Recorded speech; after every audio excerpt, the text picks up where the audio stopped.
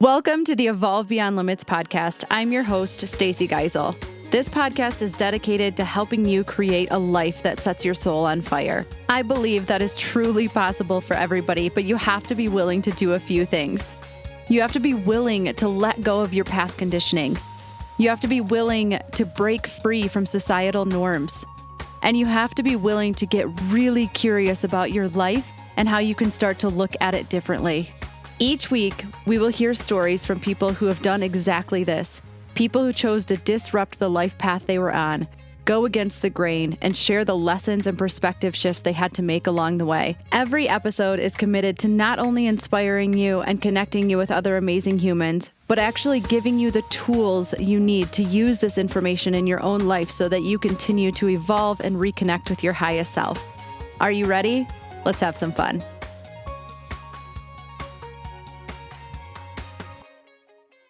Welcome back to this week's episode of the Evolve Beyond Limits podcast, and I have Jen Metters with us. Jen works as a CEO for the Allen team at Keller Williams Realty, where she has helped her team grow to be in the top 5% of agents in the area. She is also committed to helping folks grow and scale their businesses with a whole life, whole person approach to business coaching. She believes that with the right leverage, energy management, and time blocks, folks can show up as their best selves in all areas of life. Jen is most proud of her work as a mom and a bonus mom to her blended family of 8 children. They teach her every single day about humility, how to take things less serious, and how to truly have fun every single day. Jen's family motto is work smart, play often, and rest hard. This week's podcast episode, we dive into all of that and how she manages 2 successful businesses, a blended family of 8, and still makes time for herself. We talk about the 3 questions that you need to be asking before every single decision that you make and how that can help you free up your time and make sure that you're spending time in the places that matter the most. So I'm excited to just introduce you to Jen and her perspective on life because I know that you are going to take so much from this episode. So let's have some fun. Oh my gosh, Jen, I am so excited to have you here today. So thank you for just giving us your time and being willing to share some of your story. Like I'm really grateful to be able to have this time with you. Yeah, so I'm just so grateful to be here. So thank you as well. You're welcome. So I always like to start out with just a few super simple questions so that the listeners can get to know you a little bit better without that awful question of like, so tell me about yourself. Perfect. Awesome.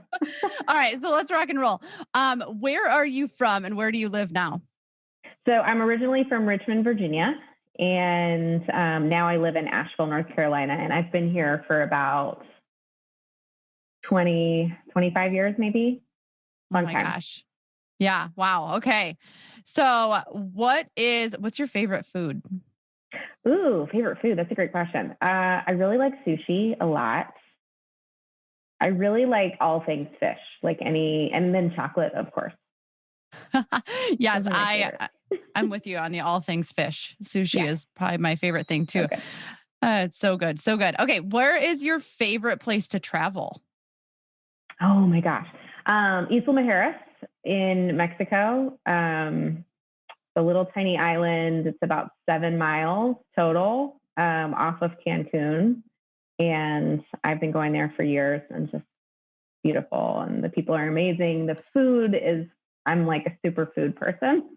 And so the food is just incredible and I love it. Oh, that's so good. We have actually a lot of connections down there. We went down our honeymoon at Playa Mujeres, which is like the Cancun. And then Isla Mujeres, we went last Thanksgiving as a family. So Andrew has 7 brothers and sisters, and all together the family is like 32.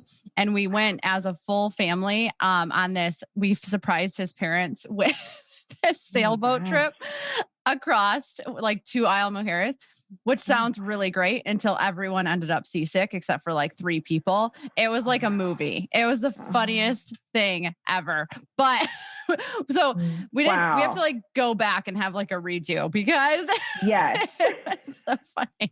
Luckily everybody was fine on the way back. You know what's funny is the only time I've ever been seasick on a boat was off that island. ever in my Oh, life. Like I'm a total boat person. And that was like the waves were just insane. Yes. yeah. I'm not a or like a moving sickness person. And holy smokes, I was like, oh, this is awful. I feel like I have a whole another compassion for people who have Oh, who I have know. motion sickness. Ugh. Okay. Absolutely. Yeah. That took a weird turn. Anyways. So as a kid, where is someplace you have always wanted to go? I mean, what did you want to be? I'm sorry. That was, I Okay. like screwed No, that no question up. sweat. No sweat. Okay. What did I want to be? I wanted to Yeah. be I'm a Gemini, and I wanted to be a million things. However, most of the things that I wanted to be a teacher. My mom was a teacher with special ed folks, and so I was like, really, she was an incredible teacher, and so I was like, oh, I want to be a teacher. So I had like little classrooms set up in my room, and I was like totally into it. And then I also wanted to be a detective because I thought that was really cool. However, I jump at like every single thing. So my mom was like, that is an interesting choice for you, right? Like, and she was like, whatever you want to do. And so two things that I did not end up being were the things that I was really into when I was a kid. Yeah, but it's interesting because when you look at that, I look at what you do and say you're kind of a little bit of both, right? And in your coaching, you're very much a teacher, and then you do have to. I think any really good coach has to put on their detective hat and like dig deeper than you think you need to go and connect dots that maybe other people aren't able to connect. So maybe you're a little bit more of a teacher and a detective than you ever thought. I love that. I have never like really thought that through. So I like it. Good question. Well, here we are. We learn things about ourselves on this show. That's right. That's right. Okay, so now that I just totally screwed up those two questions, the other question is, where is someplace you always have wanted to go that you haven't yet traveled? Oh, that's a great question. Italy is really, I was planning to go for my 40th, which, no, my 41st, I guess. And it was in the middle of the pandemic. So Okay. I didn't go. However, it's happening. Yes. Oh, good. Okay. I love that answer. Mostly for the food. Yeah, right. I know the two answers I would say I have most commonly had so far is Italy and Greece, like those two places. So I may be, who knows? I might just jump on a plane and head that way because it feels like I'm being called there. I love it. All right. What is your favorite book or like the one that just first comes to mind? Yes. So it's actually right here. It's called The Power of Moments. This is my favorite book that I have read in a really long time. One of my clients recommended it to me, and it's essentially like why certain experiences have extraordinary impact, right? It's sort of the tagline for it. And so it just talks about how we create powerful moments for our clients, for our kids, for our partners, for like just in our lives, and sort of what constitutes a powerful moment. What do people attach to that, right? Like it talks about like the Ritz experience, right? And like why it's so powerful. And it isn't just about having fancy sheets and all of those other things. It's really about creating an experience for people, right? And so as somebody who's been in sales for a long time and works with a lot of folks in sales, it's just such an easy read. I've had every person I coach, every person I supervise, everybody's read this book. Ooh, I'm going to have to get this book because like my favorite thing to do is help people have more experiences in their life. And so I am definitely going to check that out. See, this is why I asked this question is because I'm like, okay, what's up next? Yeah. Which I put myself in like a reading freeze for a little bit, but that would be definitely, but I might have to break it. We'll see how that goes. I love it. Okay. So what was your favorite thing to do as a kid? Oh gosh. My best friend, Stacy, she lived across the street. And so I don't know that I remember a specific thing that I like to do. I just wanted to be with her, right? Like we just like I was either at her house or she was at my house, and we were just like riding bikes or talking about, I don't even know what, like we just did. I can remember us just sitting and staring at each other and being like, we're so bored. And yet it's cool because we're here together. Right. Like, and so just hanging out with her she was pretty amazing. We met when we were 4, and have been friends ever since. So pretty cool. I was going to say, do you guys still hang out or do you still connect? We don't see each other as much as we'd like to anymore, just because she lives in Richmond still and I live here. And yet as much as we can, we still connect. And it's so funny, like people like that, who I think you have that level of history with, we can go, it doesn't matter how long we go in between connecting. It's like, it picks like right back up immediately, which I love. You have to have people like that in your life, especially when you are on a journey of like, especially, well, we're going to talk about your story and so many things, but like, even when you're an entrepreneur and things like that, like there is times where you just have to have friendships that are not so, dare I say, needy.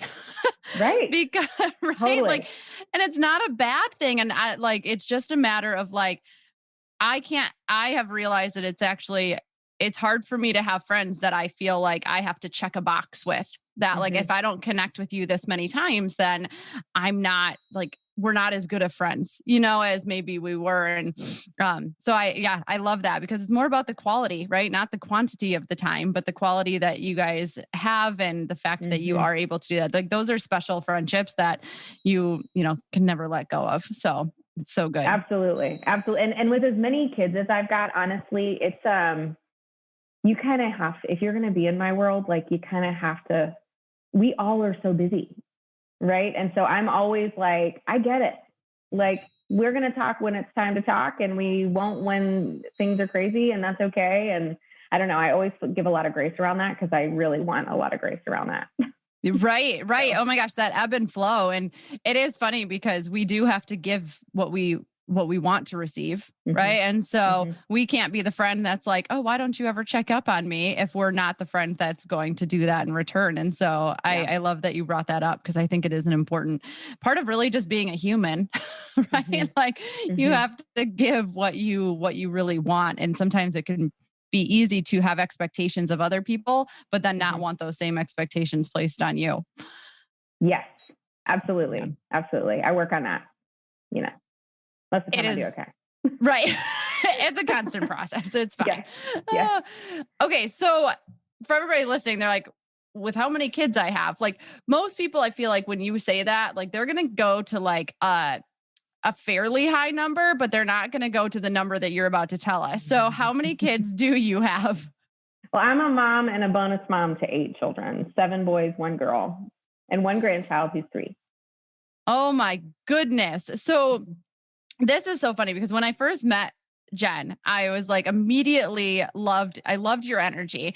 And then I found out that you're like also some of the labels that you carry is that you're a CEO of an extremely successful real estate team. You're a wife, you're a mom of 8.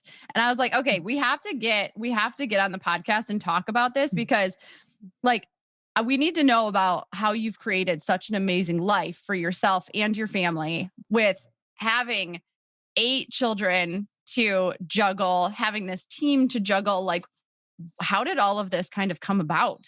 Because I think you have a really interesting story on the 8 kids. Yes. All right, where to begin? So I moved to this area, Asheville, when I was 18 and came to college and ended up getting married really young to a man who had a 1 and 4-year-old. And they're my oldest children. They are now 27 and 24, almost 28. It's insane. So I just began parenting at such a young age. Like my daughter now is 18, almost 19. And I have another son who's 20. And it's like, it's hard for me to fathom looking at them that I was parenting 2 small children. I was in college full time and I had a full-time job, like at their age, right? Yeah. Like it just was a bizarre it just was bizarre. It's not, I would not change one thing about my route, obviously, because it's led me to where I am. And I do think my kids are like, we want to travel. We want to do other things. Because I'm always like, in your 20s, maybe don't, you don't have to be in the PTA, right? Like you right. could, and it would be okay. And you would figure it out and we would help and all those things. And yet like, it was just I led such a different life than most folks my age. Right. And so, I've always been a little bit out of balance with my age folks, throughout the last 20 years of my life, because I was doing things well before. I mean, I have friends right now who have, 4 and 5 year olds, right, that are my age, Yeah. or 3-year-olds. And so it's like it's just been an interesting time to have to develop community when you're kind of way ahead of your sort of time, so to speak. So that was interesting. Great. Yeah, I bet. Did you always want to, it's funny because we almost feel the opposite, right? Because we have been married since we were very young, and we are pretty much the only ones of all of our friends that don't have kids. Right. So it's like, we almost took like the opposite route so far. And so, but I think the struggles can be the same, right? Like you just, Right. because you are definitely Totally. just in a different stage of life, you have different things that you're going through. But to be a mom, and sometimes I think like, you chose to be a mom, right? Because it's not like, I always joke, and this might be, I don't know if this is like inappropriate, but I'm always like, I feel like it'd be easier if you like, if it was an accident, because you don't have a choice, right? You can't like talk Right. yourself out of it. To being a Totally. mom. Like I've always said that. I was like, if I accidentally got pregnant, I would just like, you just deal with it. I was like, but if I like, if I had to plan it, I'm like, no, there's so many other things that I'm gonna do. Yeah. But did you always want to be a mom? Like grow, how I like some did. people, okay. Yes, I did. What's funny is, so fast forward, I've been 10 years later adopted from foster care 3 more children. And then fast forward 7 years later, ended up meeting my current significant other, and Brent, and he has 3 boys. And so it's like all of this kind of came together, right, in this way. And yet I was the kid, at like 12, 13 that everybody called mom, because I'm sure I was bossing them around and telling them we shouldn't really do that. Right. Like, and so it's always the joke in my like people from my childhood of like, oh my, you were like born being a mom. Right. They called me little Gwen, which was my mom. Because I dressed in clothes that were like a little bit too old. No, and I don't mean like old, like in the traditional way. I mean like old lady, old, right? Like as a young, like I was like in my like CEO clothes when I was like 10, 11. Like I knew I always wanted to be big in business, and I also wanted to be big in life and have a big family and sort of all of that. Like those were always on my radar. Wow. As long as I can remember. Yeah, I was going to ask, like, do you feel like, do you know where that came from? But it sounds like I don't. Did you grow up in a big family? No, I have a sister, and me. I'm really close with my cousins as well. And I have two cousins that I'm really close to. No, I don't know what that's about. I think, my family, I mean, if we go way back, my family was really, really involved in mission work my whole childhood. And so we would travel to different countries and different parts of the United States and work with a lot of kids and families and sort of all of that. And I ended up becoming a social worker out of college for 12 years. And I think like part of it just stemmed from like, that sort of felt like an extended family for me. I don't really know how to describe that. I haven't really thought that through. And yet I think part of that's where that came from. It was like really wanting to like connect with a lot of people and feeling connection with the people that I was meeting. And I don't know. And so I just saw all of those people as my family. And so I feel like I had a big family, even though I'm not sure that I Right. know I didn't. Well, and they, some people do believe that like there's a lot of family that we get to choose, right? We have family Right. that like we don't necessarily choose, but then we have relationships that we're so close that we choose to look at them like family. And I think that's really powerful too. So you went into social work right after college. Yes. Do you think that led you to adoption or did you always want to adopt? Yeah, I always wanted to adopt. I never, I wasn't the kid that like talked about getting pregnant or like having biological children. Like, I don't know why. I have no idea. I had no adopted people in my world. I think I had one friend who was adopted, but it wasn't something that was like prevalent. I have no idea, but I can remember that like feeling like I wasn't necessarily called to be a mom in that way. Yeah. However, I felt really clear that I was going to be a mom. So I don't really know when that started for me or why that started. I just know, and probably due to the mission work. I mean, we just saw a lot, and we saw, and in social work, certainly that led me to the second set of children, the ones from foster care, because it's like sibling groups. They're often split up, and I was really serious about like, I want to have a sibling group. My intention was foster care. Like, I wasn't intending to adopt any more children, as that goes. And yeah. I'm just looking. right. It's like, I mean, oh, good grief. And I really felt strongly, and I still believe that I believed this, that really, foster care is so important. I think there are so many kids that temporarily need a safe place to be. So I'm really passionate about foster care and foster parenting, and the need for great foster families for kids, because I genuinely believe that when it is at all possible, kids should be reunified with their biological parents. There is imprinting. There's all kinds of neuroscience and psychology that supports people being with their biological family. So I do believe that when possible, that is a great and really important piece of foster care. Is a really important piece of that, because it can give kids a safe place while everyone learns skills to reunify. So that was really my intention in going into it, is to be that sort of holding place for kids, and to really support working with the parents as well in reunification. So this just happened to play out where the kids' reunification was not an option, and they didn't have extended family members who were an option. And so the next step was them looking at splitting up 3 very bonded children. And they, at that point, they had just fit so well already into the family that it was like, there's no way we're doing that. Right. So. Like, it was kind of a no-brainer for you. Wow. Yeah.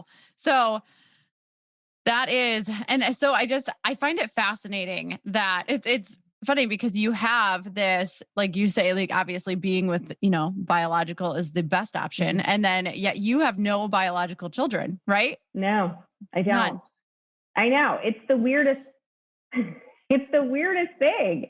I was just telling somebody yesterday, I was looking at their kid and I'm like, oh my gosh, that child looks exactly like you. And it freaks me out. I am like, why does he look just like you? And then I'm like, oh, right. This is like what happens when, that's science, right? But I'm just so freaked out by it, because I'm just like, that is just not my experience, and it's just this like, yeah, I hold 2 things to be true. I believe in reunification, and I also believe in foster care, adoption, sort of all of the things that we, really need more of in this country. Yeah.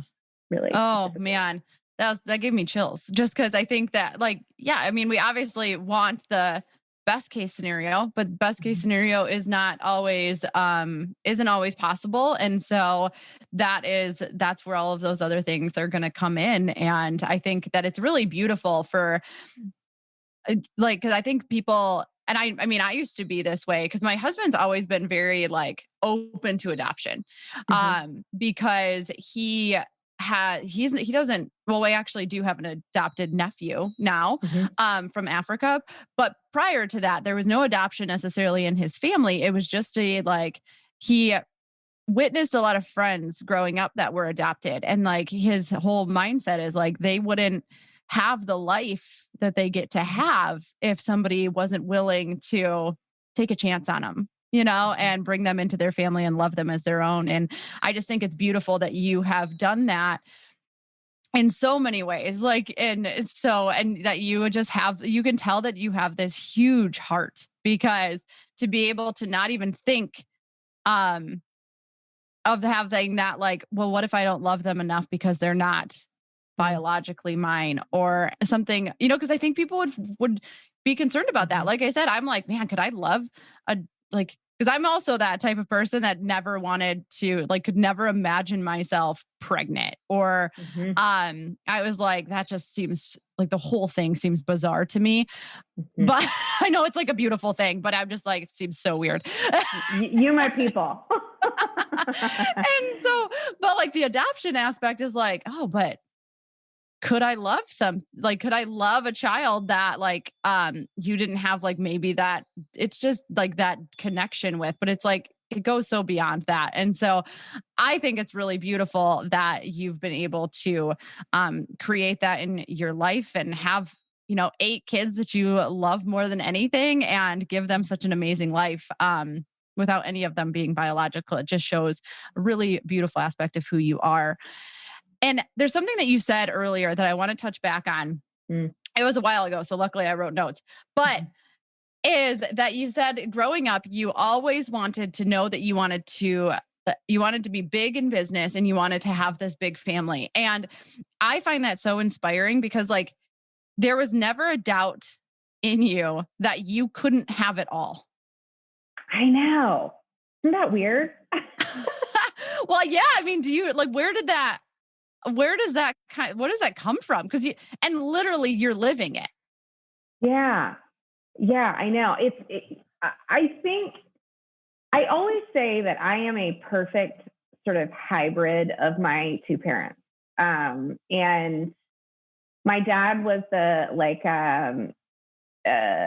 regional president of like a Bank of America, right? Like, and so he has this like business mind, like supervised a ton of people, like really understands how to motivate at a really high level, right? Like we were listening to success tapes in the car. We went to 46 of the 50 states in a suburban, so that's a whole other story. Whew. Um, That and sounds we like a were really fun listening story. we were listening to like success day tapes and like so that like part of my brain is like over here. And then my mom is this like was like teacher of the year, like this phenomenal teacher, right? Phenomenal teacher to kids who couldn't make it in any other setting, right? And she had like her classroom was set up in like lamps everywhere and bean bags and like whatever, like she had specific lesson plans for every single kid in her class. Like she just is like, does not believe in putting kids in boxes and like that everybody can be treated the same. Right. And so it's like this. So I think that from there, and there are some ways that they did their life that I wouldn't do mine. And yet, like, I feel like those two, like, I got the best parts of them Mm. in that way. I got other things that I'd like to let go of. However, like in that way, I feel like being a business person and having that business brain and also wanting to be empathetic and nurturing and not that those things are mutually exclusive, and sometimes I think we're taught that they are, right? And so I feel like I kind of got both of those things, and so it just never occurred to me. I'm also Gemini, and I go back to that. I'm like a twin, so I am like all this and all this all the time. And I believe that both things are 100% true. And so I think that that is part of it, is I just don't believe that anything is just one way. And I'm with a Virgo. I mean, I'm talking about astrology like I know everything about it, because I really don't. I love it. However, I'm with somebody who is like one way, you know, like he's really great, and he's like really, really much more open than sort of an average, what you would think of Virgo. And yet he kind of is like, I'm right, because it's like, this is a good way to do it. And he is right. It is a good way to do it. I just am like, well, I think that's a good way to do it. And I think this is a good way to do it. Right. And I can sort of see it from all angles. I don't know. I don't know if that answers your question. I sort of went off on a tangent, and I don't know where it comes from, other than I do think I have two sides of my brain that both are like screaming at me all the time. Yeah. And I love that fact that you have found a way to mesh them. You know, it's actually funny you say that about like spouses. Spouses can be so fun, can't they? Because Andrew and I are kind of the same in the fact that, well, we used to be, I thought there was a way, he thought there was a way, and they were very rarely the same way. And now it's a matter of like, I can see different possibilities, but we're still kind of, I'm a Leo, he's an Aries. And I'm like, so we've had to do things even in our relationship where we recognize, or I don't know how many times I've said this to him, like, just because it's your way doesn't mean it's the only way, honey. Yes. Yes. But yeah, so I feel you on that. Very hardcore. And I think the more you work with, and this is like the difference between him and I'm not sure what your husband does, but like he works for like a startup company, and he works with software, and I work with people. And I think you recognize when you start to work with people that there's never one way for anything, like, because everybody is so different and everybody's personality is so different. So I think that's really cool. And I love the fact that you know that you have these two pieces to you, and you have found a way to blend them. Because most people would try to shove themselves in a box and stay in one or the other and not feel like they could mesh. But I think that that's really what makes you so great at life in general, but especially as a coach, is being able to take those two aspects and like you've brought them together and truly made them your superpower, which I think is so cool. Because I love that I was reading through, and your motto is work smart, play often, and rest hard. And how do you feel like you came up with those core values for living your life? You know, I mean, I think I've developed, like, all of those things are things that I've heard before. It's not like I came up with that entirely. And the rest is so important to me. Like, I believe at a really high level, like, people are always talking to me about like, how do you do it? You have like a business, you have more than one business, you've got your kids, you've got all these things happening all the time. And I'm like, number one, I don't do it all. I'm like crazy about leverage. Like, I leverage everything, anything I can, I leverage, right? And so that's one piece. And then the second piece is I rest.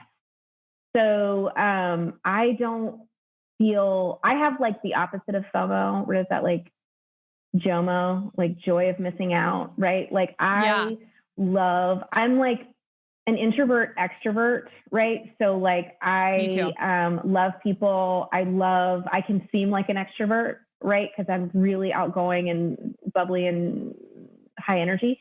And I also really, really need recharge alone time, which is hard to get as a mom of a million children or as a human, frankly.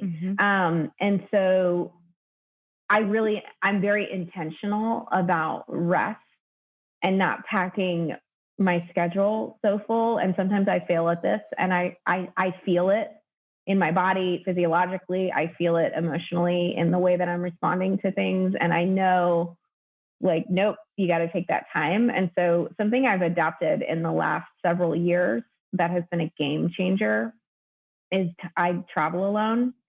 And I try to do it. I intend to do it several times a year.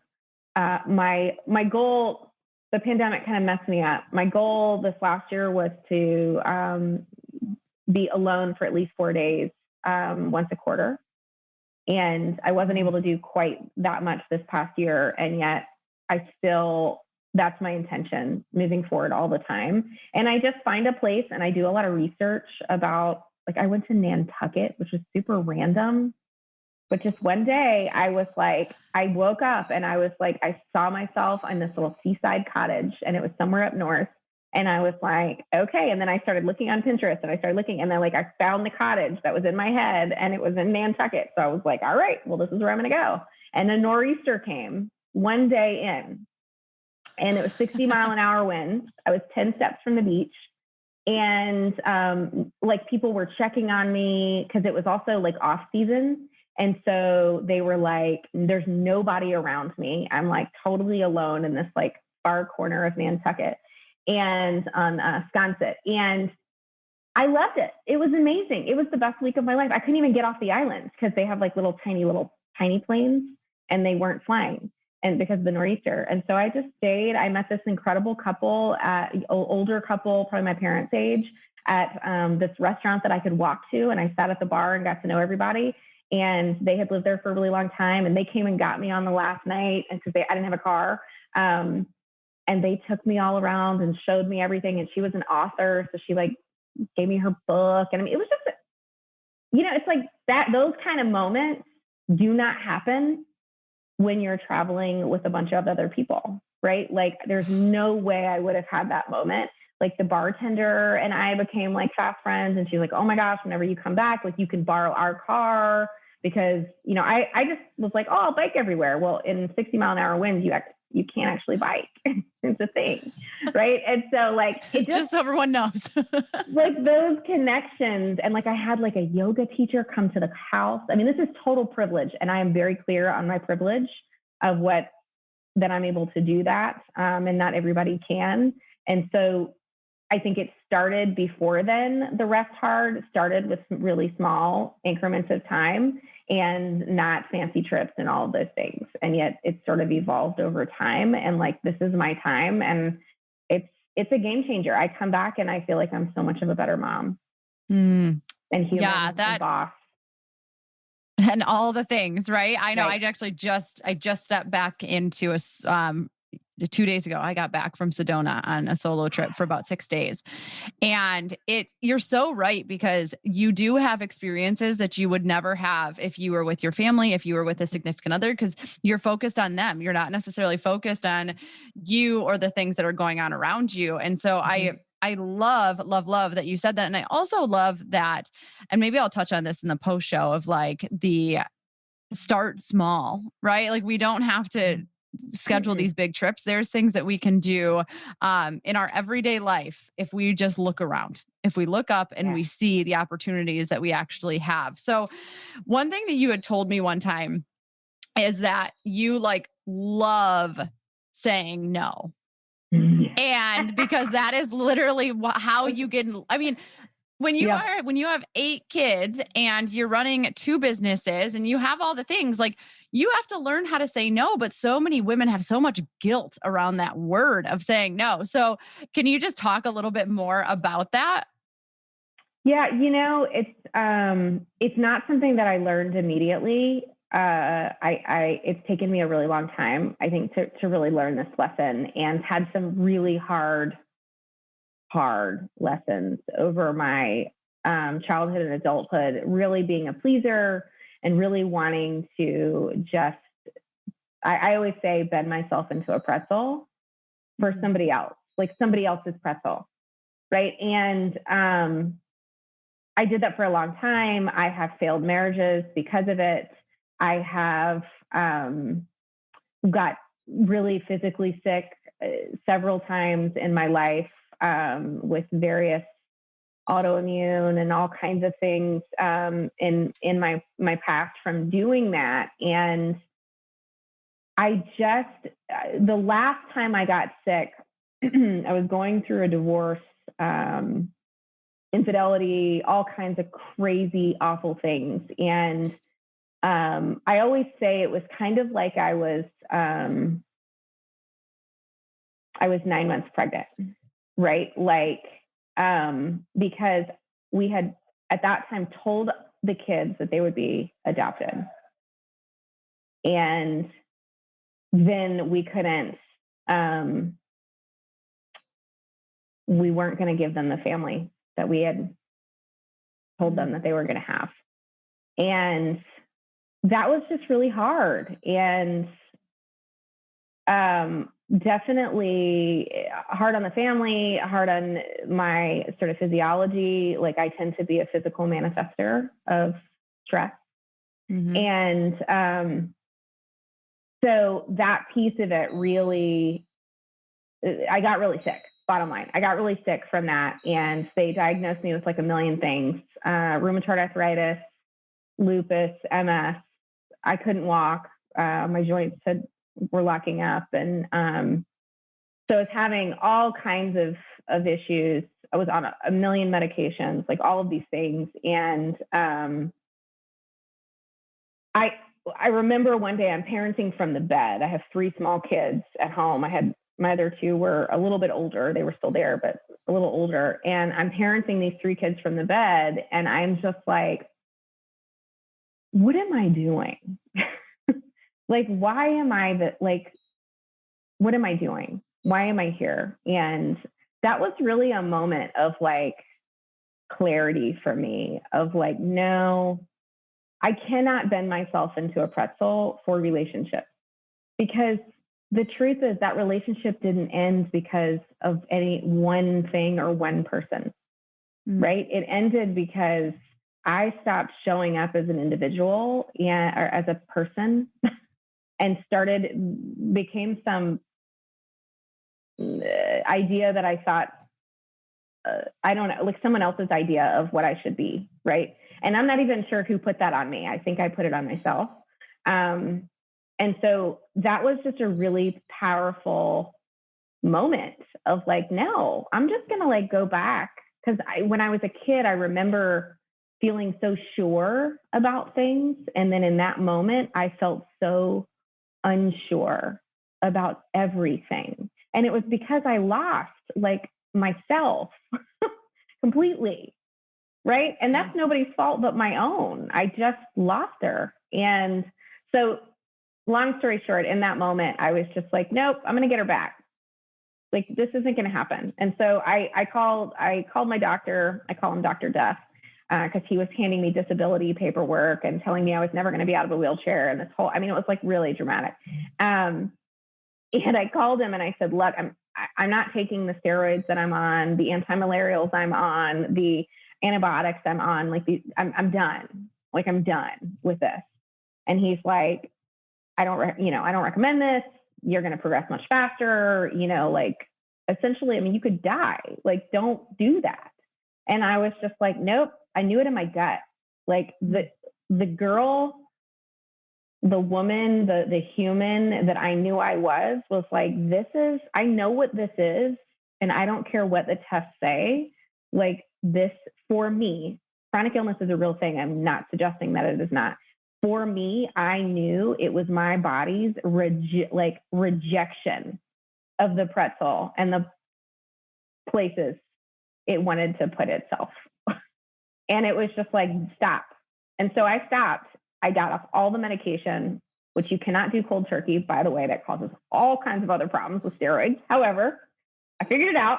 And then I just did a bunch of research online and did an elimination diet. And within 3 days, I was walking and parenting and a human. And now I can run and do everything exactly the way that I could before, and probably better. I sent my doctor a picture and a letter, and I was like, I so appreciate what you have to offer. And like, I just want you to know that there's another option.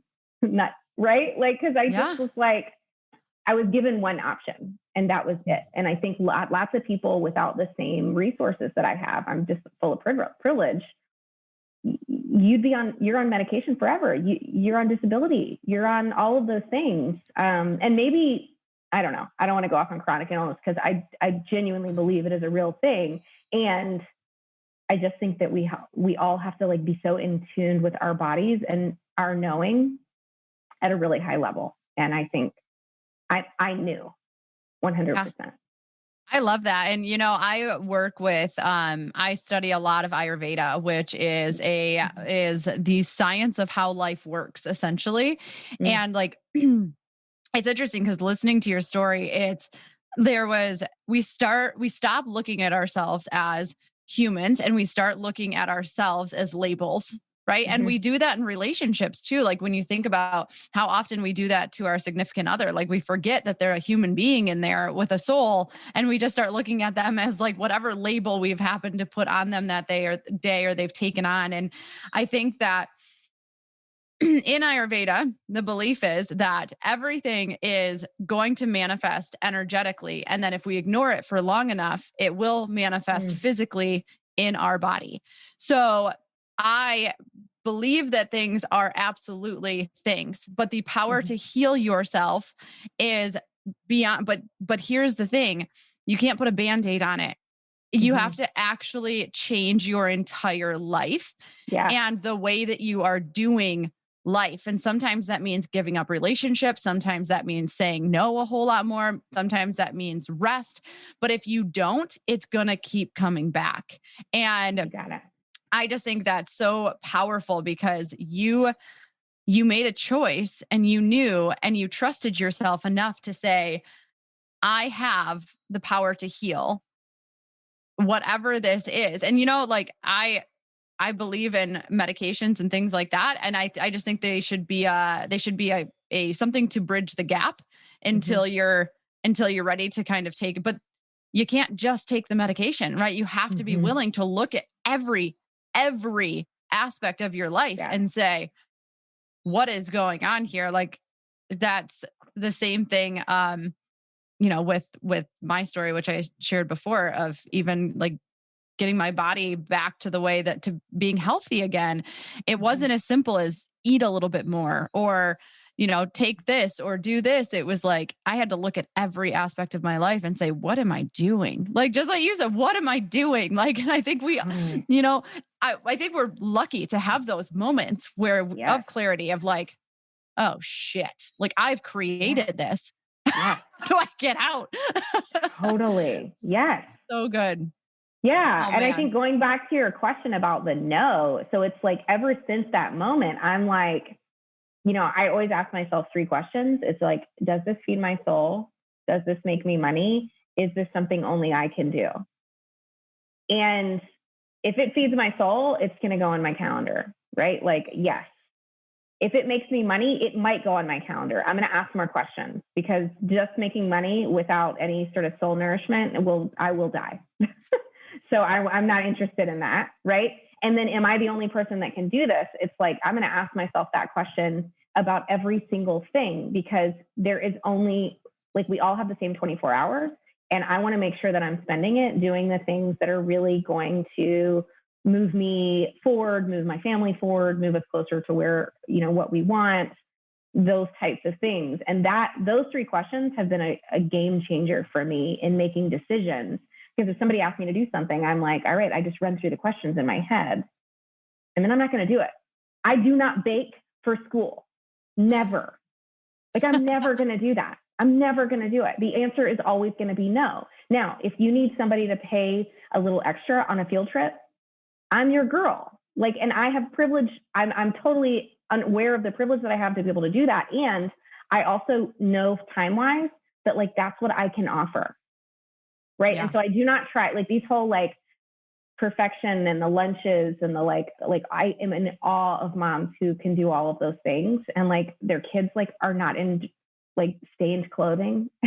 I'm like, who are these people? Or like they can take pictures with people, like kids who are matching. I am lucky if my kids all have clothes on, like much less matching clothes. Like, so it's like, there's certain things I have to let go of to hold on to other things. Right. And it's like, I think that's what life is about, is like figuring out what are your sort of non-negotiables, what is important to you, and what are the things that aren't. And so for me, that's not go. No, I was just going to say, and that's like having that clarity makes life so much easier. You don't have to sit there and have this like push and pull of like, should I or shouldn't I? Like things just, and there's always gonna be moments of that, but when you really get down, when you have that clarity on what do I want to be doing with my time, what feeds my soul, like what doesn't, it's like, it's pretty easy to be like, no, like that's not going to work for me, or hell yeah, we're going to do that. So I love that you shared that. I wrote those 3 questions down because man, those are super powerful. And I think that we can all use that tip. So I love that. Okay. So I want to honor your time. So I have one last question for you, which is how I always end the interview. And that is, what is one lesson you feel like you are still in the middle of learning? Oh gosh. Control. Control is always it's my love language, sort of. I believe that if you just would do it exactly the way that I say, then you will be amazing. Right. And so I have to that's just always my work and my journey is especially with my kids. I think the thing that's so hard about parenting for me is that they just grow up and they have their own minds, which is so amazing. And I feel like I play a part in them developing their own minds, and then yet they use it against me. Right. And it's like, oh, that's a thing. So I think control of really being intentional about letting go and letting them fail and letting them succeed in their way, and just in life, I think I'm also, Brent would probably say that I might try to control experiences or things. I'm really working hard to be intentional to not do it. And yet it is, I'm just but I think it would go so well. It's hard. A journey. It's a journey. That's right. Yeah. We're all on this. Yeah, absolutely. Absolutely. So, and that was one I struggled with for a very long time. So you are speaking to me on that for sure. But yeah, I've learned that, life happens in the surrender. And you even look back to that trip to Nantucket. You couldn't have planned any of those things happening. And yet it was the best thing ever. And so I think that sometimes I have to remind myself of that in those moments of, I go back to a time where I didn't plan it or when things went horribly wrong. And I was like, that's the best memory I have. So you know what? Maybe we're doing okay without having to feel like we have to push it our way. And I always say it's funny because, I always joke and I remind myself of this often too, is maybe my way is not the best way, even though I like to believe that it is often. And also God or whatever divine you believe in, it's if we really trust that there's a plan and there's something that is out there, it would be every day if you were at work and somebody came up behind you and you know how to do your job, right? And somebody comes up behind you and they're like, well, why don't you do it this way? Why don't you do it this way? Have you thought about this? Maybe we should do it this way. You're like, I know how to do it. That's how God probably feels. He's like, can you leave me alone? I'm trying to do this. Right. Got this. Yeah. I got it. Totally. It's really okay. Totally. When it's so contradictory, right? Because I am somebody who can see all sides to things. And yet then I'm trying to control some scenario, right? It's just it makes no sense. So I'm really working on it. Oh, I love it. Well, thank you for sharing that, Jen. And just thank you so much for being here. I feel like I could continue to talk about so many more things, but we will leave it at that for now. And again, just could not be more grateful for the energy that you put on into the world, what you are doing for business owners, how you're helping people get their lives back, and just showing people that you really can have it all. And I think that is more inspiring than you probably even give yourself credit for. So thank you. Thank you so much for having me, Stacey. You are so welcome. And then how can people get in touch with you? What's the best way if they want to, or they resonated with your story, or they're like, how the hell do you do this? Help me. Yes. Yes. Instagram's probably the best way. It's Jen Metters 12. So feel free to reach out to me there. That's probably the easiest. I'm also on LinkedIn, Facebook, those other things under Jen Metters. That's Jen Metters 12 Instagram. Perfect. We will make sure to link that in the show notes. And again, just thank you for your time today, and we will talk soon. Take care. Bye. Thank you.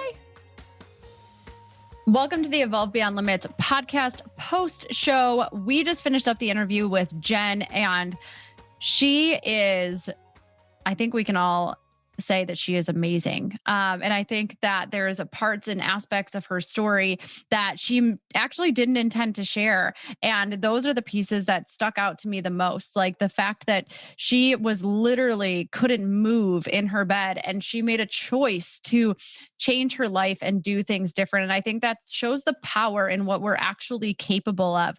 But what I really took from that interview, I mean, there's a lot of things, but one of the big things was when she said that she had to start understanding how she was going to live her life, and the 3 questions that she bases her decisions and what goes on her calendar off of, which were, like, just a recap: does it fill my soul? Will it make me money? And am I the only person that can do it? Those 3 questions are so beyond powerful, because I don't think that I have ever actually thought about my calendar that way. And it offers so much clarity. And it was so kind of her to share that with us, because we can learn how to take the things off of replace it with things that make us feel our best. And just by simply asking those 3 questions. And I'm actually going to start using those in just about everything that I do now. So I wanted to give you that takeaway, because so often what we're doing is a distraction. It's not actually moving us forward. It's probably moving us backward, or at the very least, it's just keeping us in the same place. And so we do have to become very clear on how we want to move forward. And I think that the questions that Jen gave us are going to help you do that. It can help you create what you want your ideal day to look like, what you want your ideal week to look like. And the other part of that is that you have to be willing to try it and stick with it and keep making adjustments as you see and as you keep asking those same questions. So I, this week, really wanted to take Jen's message to a whole nother level. And so what I did is I went through and, using those 3 questions, created a 3-part worksheet that will help you start to use your time with more intention and really free up some time, hopefully, so that you can start doing more of the things that you love to do and spend less time doing the things that you really don't need to be spending time doing. And I love that Jen gave us permission to do that. She gave us permission to say no. And what's so powerful about saying no is that in the very beginning, it's hard. It's not an easy thing to do. And people don't really love it, right? But after you start to say no, you start to gain some practice. You can say no in a very heart-centered way. You start to actually give people permission to do the same thing. You give other people permission, and they start to respect the hell out of it, because they're like, man, this person is not afraid to do what matters and stop doing a little bit less of what doesn't matter. And that's going to be different for everybody. It's up to you to start to figure that out. But I'm going to attach this worksheet. The first part of this process is really about like all the different hats that you wear in a given week. So who knows? That can be wife, spouse, that can be mother, that can be a CEO, that could be, athlete, that could be, there's so many different hats that we wear. So it's about discovering what those different hats are, and then putting down in each section, what is it that we think in that week we have to do. And then utilizing those 3 questions that Jen asked us. And one other one is, starting to locate the things that actually need to go on our calendars and maybe the things that we can actually delegate and not do or say no to for that particular week. Often we have this feeling of I have to, but do you really? Right? We have to get really clear on whether we have to do something or not. And then the last part of it is starting to organize your calendar and organizing it in a way that feels really, really good for you. And then here's the other thing. If you don't work for yourself, that does not mean that you cannot organize your calendar in a different way. But you also, it doesn't have to be all or nothing. We don't have to completely revamp everything that we're doing, but think about how can we make one change this week? And then maybe next week we can make one more small change. This doesn't have to be a complete revamp, but these are things that if you want to start to free up your time and do more of what you love and a little bit less of the things that you don't love and getting some leverage in your life, then these are the ways that you're going to be able to start to do that. So take a look at the worksheet, take the time to do it, and definitely tag Jen and I in how you're rearranging your schedule, how you're creating more leverage in your life, and just anything else that you happen to take away from this episode because it was fire. If you haven't yet, make sure you take the time to join our Evolve Beyond Limits texting community. You can text a Journal 2021 to 248-206-3431, which is going to allow you to get journal prompts a few times a week, oracle card pulls once a week, and anything else that we have to share as far as workshops coming up or like openings for white light sessions or enrollment for EBLA, any of those fun things. You're going to be the first people to know about it. So we appreciate you being part of that community. And we also appreciate every single review, every single rate that you give us, and every single share, because we are on a mission to help people do life and business different. And we aren't able to do that without your help. So please share this episode with somebody who you think needs to hear it. You never know what that might do for them. I'm sending you so much love. And until next time, keep evolving.